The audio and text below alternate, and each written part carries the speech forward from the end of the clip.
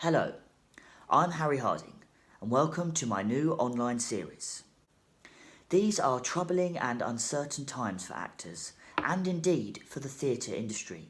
So I thought, whilst we're all locked down, I would keep in touch with my fellow creatives by talking about our favourite subject. Ourselves!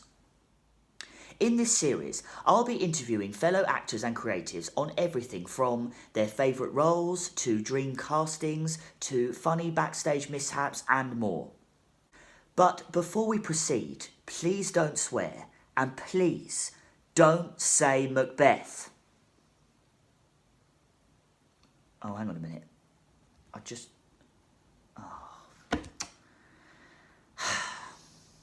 Cue the titles.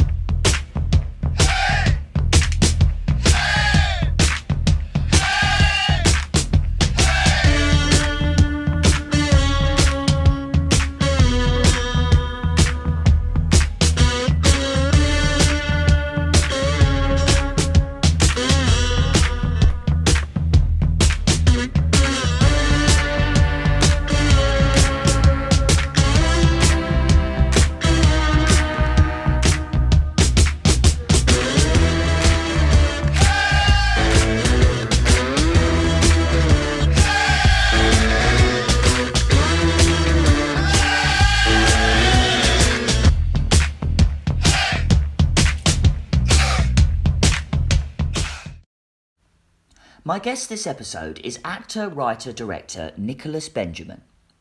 Nicholas attended the University of Exeter and in 2012 graduated with a degree in drama.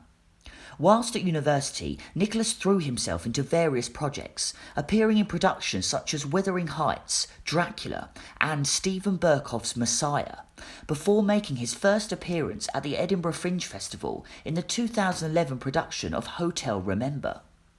During this time, Nicholas developed his own brand of immersive theatre and style of directing.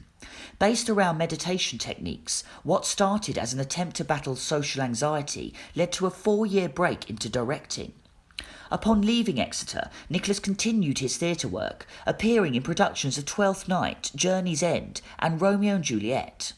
Nicholas's theatre work has taken him all over the world, with touring productions of Much Ado About Nothing, A Midsummer Night's Dream, Wuthering Heights and A Christmas Carol, performing in venues ranging from the Shanghai Theatre to the British Museum and the Cardiff Millennium Centre. In 2016, Nicholas's TV and film career began to take shape, with appearances in Sundance-nominated and BAFTA-winning shorts, international feature films and TV documentaries. In 2018, Nicholas won the Film Oxford Best Actor Award for his leading role in the comedy film Riff. Nicholas is also currently signed up to appear in a string of films for Sub Alley Productions, 2 self-penned shorts on domestic abuse, and multiple features for a new Norwegian production company. Welcome to the show. Please don't swear and please don't say Macbeth. Don't worry, I won't. Thank you.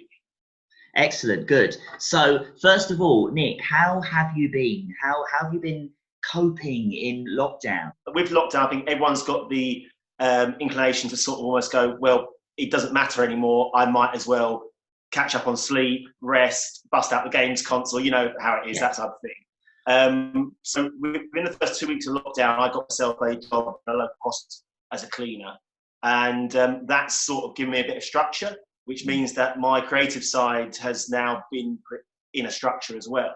Right. So like I'll work maybe from 7 in the morning till 4 in the afternoon, come back, hour rest, and then I'll spend the rest of the evening doing admin, applying for roles, recording stuff. So yeah, it's pretty good balance at the moment. So you really have been busy non-stop then, no time for rest. Yeah, pretty much. It's like I'm actually craving a holiday from the lockdown since I can have a day of doing nothing, which ironically, when we first started, I was adamant I didn't want that. I mean, it's really brilliant that you've continued to work, maintained a full-time job and still very much kept yourself active with acting and theatre projects as well. Okay, so you graduated in 2012 with a degree in drama, as did I, coincidentally, same year, from the University of Exeter. Now, I've touched on this subject before, university training compared to drama school. So, do you think that your experience was the right experience for you? And do you think that the stigma of training at university instead of drama school is starting to lift now? It's a very good question. I think, as you said before, it's a question that has been going on for years and years and years. To start off with, I got into a drama school as well. I got into a foundation year when I was looking at universities. And I did a lot of and in between the 1 year foundation degree and the 3-year drama degree. Yeah. And the main reason behind my decision was that 1 year, it would cram so much into it. I was worried that I wouldn't be able to develop as both an actor and as a person. And I think that's what university does allow you to do. The way I describe it sometimes is drama school gives you an amazing tool. So imagine that you're opening up a toolkit and drama school gives you an incredible hammer, say, a really well-defined hammer, but that's the one tool it gives you.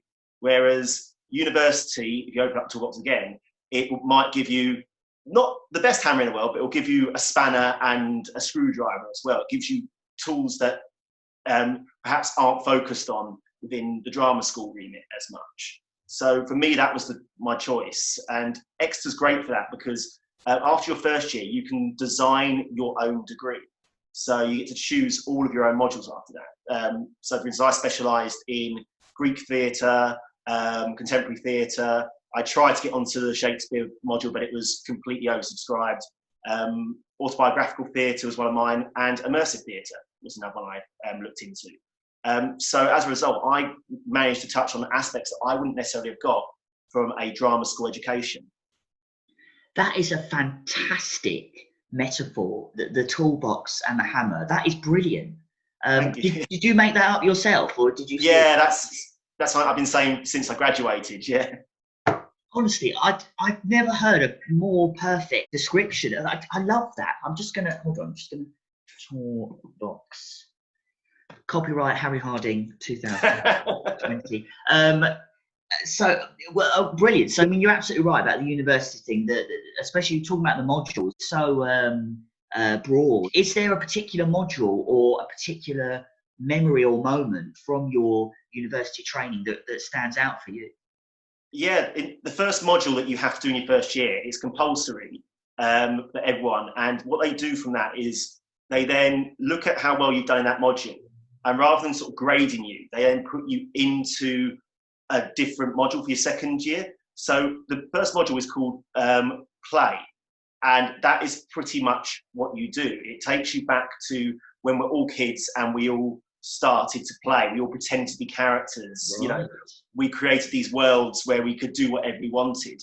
And in my mind, this is what they were trying to get at, is that for actors and creatives, we never left that world. We never sort of, most people sort of go through life and leave the play into one side, whereas we sort of went, no, I want to do this and try and make money out of it, basically. And the reason why it stands out was, one, it just sort of got rid of all your inhibitions. Keep in mind, when you arrive at uni, most people are, 18, or they've not reached their adult years as such. And you've been thrust into a unusual environment. You don't know anyone, you're still trying to find your feet. And the module just went, let loose, don't worry, and there are no boundaries here. And the first thing that did is that pretty much, I don't want to say it culled the year, because it didn't, but you realised the people that wanted to be there and the people that didn't want to be there. And by the end of that module, you sort of learned a lot about yourself. Like the module that I got put in after that was Carnival, where I studied commedia dell'arte. And that was when I started to get the inclination that maybe I've got a bit of comedy element to my performance. So yeah, that's probably the main moment. I also studied commedia dell'arte, so I'm very familiar with that. Is there in your impressive acting career so far a favourite character that you played, and why was that your favourite character? That's a very difficult question. I think I think for me it's a bit of an odd one. So in 2016, I was in a touring production of Christmas Carol, and I played a variety of characters in that. Bob Cratchit was the main character. I also played a character called Dick Jenkins, who is a companion of Scrooge. Oh, he's Ebenezer's best friend, isn't he? That's the one. Yeah. But my favourite character, which is a character which is not in the actual book, was Scrooge's father. And in our version, the reason they gave for Scrooge being so horrible was that he had an alcoholic, abusive, and a hinted paedophile father, basically. Right. And keep in mind, it was a Christmas show, so obviously there was a big element of happiness, joy to the world, that type of stuff. But it was the one dark scene in the play. And for me, that was the first time I ever got cast as a completely unredeemable character. And I remember we had the stage came to review it. And when they got to reviewing me, they didn't actually mention Bob Cratchit in that much detail. They went into Scrooge's father and was like, he makes the character such an unrepentable, unlikable monster that when he emerges as Bob Cratchit, it's hard to feel sorry for him. So yeah, that was a real stretch to my acting, and the director I had for that production was absolutely amazing, and he really hammered that role into me. And it wasn't until later that I found out the reason he did that was because that was his favourite role in the script, and that was the role that he would want to play if he was in it himself. So, as well as a successful actor and experienced writer, you're also a director, and you have a very unique style, which I have had the privilege to experience firsthand. So interestingly, your 4-year affair, shall we say, with directing, after you were married to acting for so long, it had an unusual creation. Could you tell us a bit more about that? So I tried directing in my first year of uni, and it was a car crash, basically. There's one show at uni that I tried to push under the rug because it was awful. I wrote it and directed it, and yeah, it wasn't good. But at the same time, during that first year, I was going through some mental health issues, basically. I had some problems connecting socially with people. Right. I'm sort of the person that tries to please everyone. I try to latch onto a group of friends, and I tried almost too hard to be part of the group. And when that has the effect of the group maybe treating me not as I want to be treated, it would push me back quite a bit. But in my second year, I started working with an amazing bloke called Matthew Williams, who he was directing an immersive theatre piece, and he brought me on as a writer for that. So he started coming out with all of these Chekhovian techniques, all about getting into the mindset of the character, and all about almost taking on every aspect of that character whilst you're in the rehearsal room, and really building up the character's backstory. And I remember sitting there watching him in the first session, and I went, hang on, this is very meditation-based. Because at the time I was using a lot of meditation techniques anyway to try and get over my social anxiety. And I was like, well, okay, is there a way I can combine both his techniques and the meditation techniques? So as a result, over the years, I've developed this brand of directing, which it's all about, let's calm down, let's step out of you as a person, and let's mentally go into the character, and that mental state will then affect the physical state. It's a brilliantly unique and original and refreshing style. In recent years, you've ventured successfully into the dark and dangerous realm of film and television. It's a realm that I personally avoid, through fear. But there is a huge difference there to stage acting, I think, and it's a difference that I think a lot of people outside of the industry perhaps don't see or realise. But those of us in the industry realise that they are hugely different. My question is, what is that like for you as an actor of both, as a stage actor and a film and television actor, as opposed to just one or the other? What is that like, balancing the two? And is there one that you perhaps slightly prefer now? It's difficult balancing them, because especially if you are with how I've worked in the past and just the path my career has taken, it's not like I've spent half a year working solely on film and TV and the other half working on theatre. Unless you are a lead in a TV series, or you're signed to a major film that is going to take months and months, that doesn't happen. So a lot of the time I will spend, one day on set, the next day back in the rehearsal room. Right. And the disciplines, as you said, they are completely different. Yeah. If you go onto a film set with your stage actor head on, they'll tell you to tone it down because it's unrealistic. Exactly. And again, if you go onto a stage with your film acting head on, they'll tell you to bring it forward a bit more, to bring it up because they can't see it.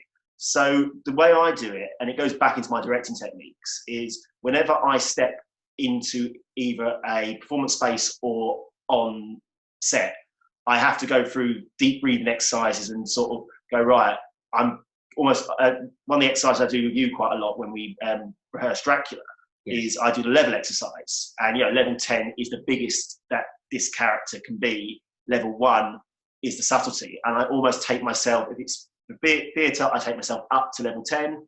And if it's for film, I take myself back down again to level 1. And then I leave it to the director to go, okay, a bit more, a bit less. They both have their merits. So I love the fact that you can film something in a day and it's out there. Bish, bash, bosh, it's done. And usually in between being used on camera, if the film production company are any good, they will look after you well. You don't really get that in theatre work. There's a lot of waiting around, there's a lot of sort of going over lines and a lot of repetitive nature.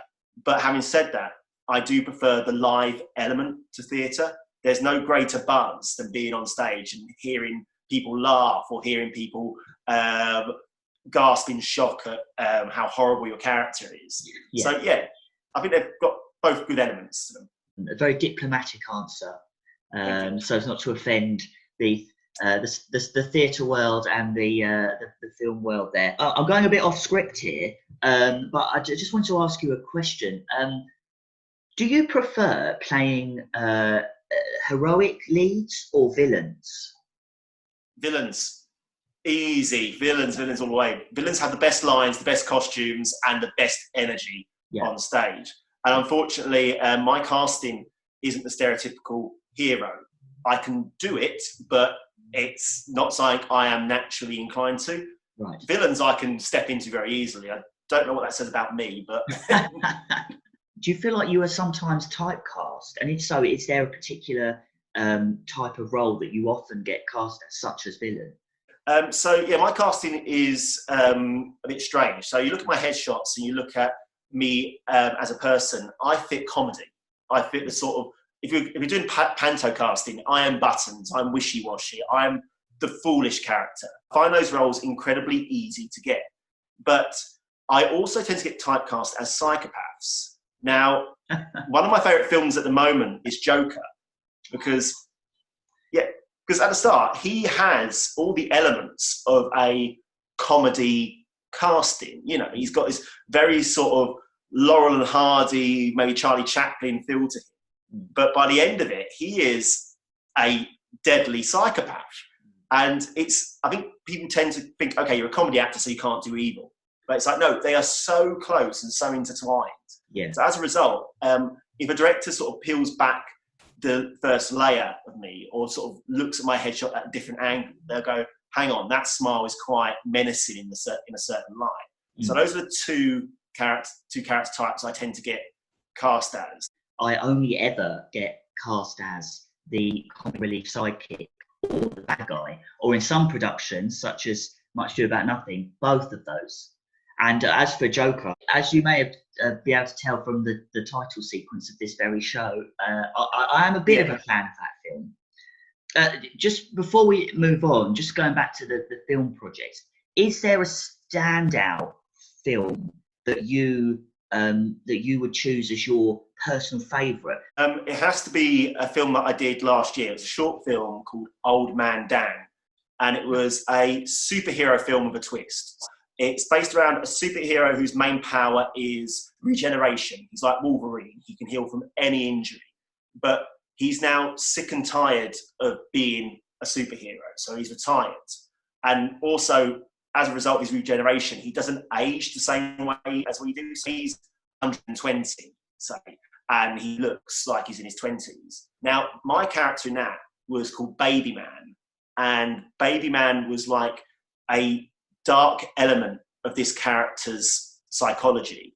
So in one scene, the main guy is knocked unconscious, and he wakes up in a room with this demonic creature staring at him, dressed in a full-blown baby grow, and telling him that he needs to try harder and he needs to go down the path of a hero again. And again, I got cast in that last minute. The original guy backed out, I believe, and my friend was playing the lead. And there was no money in it. It was literally a freebie gig I did. And I turned up on set, not knowing what to expect. I did the actual scene in about 4 takes. I had a lot of fun doing it. It was a really intense scene.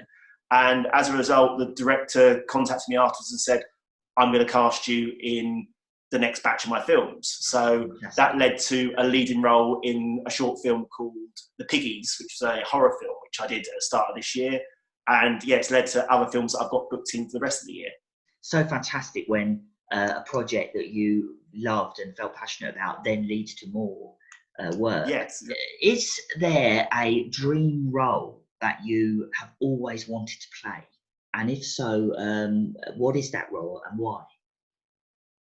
That's very tough, because I think there's about 3 of them which I would love to do in my career. As it should, you can have I can have the top 3, can I? So Jekyll and Hyde is up there. I've already played the role once before in a murder mystery, but I would love to do a proper in-depth character analysis on a production of that, and to really delve into the psychology behind that character. To play the ultimate good and evil next to each other would be absolutely amazing. I promise I won't say it, but can I get away with saying the character? Oh. Yeah.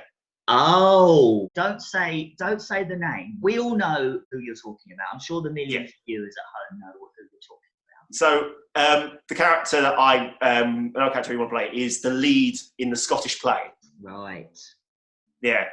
Just because, again, to get into the psychology behind him and to especially look at the relationship between him and his wife in that play, it's been done so many different ways, and I'd love the chance to bring my own stamp onto it. And the third one is I would love to play Dr. Faust at some point. Oh, okay. I think when it has been done by some of the biggest names in the industry, they almost have a stereotypical way of doing it. Like, we all know Laurence Olivier's version of Hamlet, for instance. That seems to be one of the main ones. And I think, with these characters, I'd love to bring something different to them. Especially going back to the name I just mentioned, leading the Scottish play. Yeah. I think with him, he's often billed as a warrior type, but who is oddly submissive. And I've always said I want to bring in the reason why is he so submissive to his wife. For me, there is an underplayed story of guilt there between them. And it's something I would love to explore is, what makes these characters tick? Why do we always see them as the root of all evil, the root of all sin? Those were some great answers, especially that second one. But at least you didn't say Macbeth. Anyway, are there any projects that you're working on at the moment? First off, I can't come on your show without discussing Dracula, Mercer Dracula. Right. As everyone probably knows by now, we had to pull it literally a couple of days before we went up live. It's going to happen still. I'm adamant that it's definitely going to happen. If not this year, early next year. But obviously that requires admin work. I'm currently typing up reams and reams of notes that I have on it, and also looking at ways potentially we can push the characters a bit more, maybe bring in a few other elements of immersive theatre into it, because every immersive theatre production I've ever done, I've always been a big believer in never standing still. You have to continue to adapt and evolve. So I'm just looking back through my old immersive theatre productions going, is there anything else I can bring into this production? I'm currently in the process of writing and appearing in 2 films on domestic abuse as well, but focusing heavily on male domestic abuse. Because we all know it happens, but it's one of the things that I don't think is talked about for many reasons. I think that obviously the whole masculinity thing, and people going, well, you're a man, how can you be the victim of abuse? So I'm doing 2 films based on that. The director of Old Man Dan has signed me on for another film, which is shooting as soon as lockdown is lifted. It's a gangster film called Tractor Run. And I've also got a link to a Norwegian filmmaker who's talking about flying me out to Norway some point in this year or next year to be in a film called Total Paranoia. Brilliant. Such a beautiful country as well to be filming in.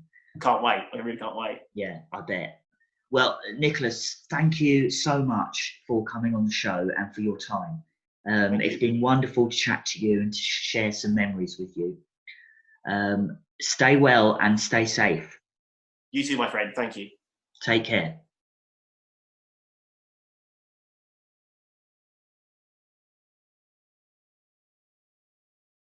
If you would like to appear in Series 2 of Don't Say Macbeth, then you can send me a private message on Facebook or Instagram. Or if you're lucky enough to have my telephone number, you can send me a WhatsApp message.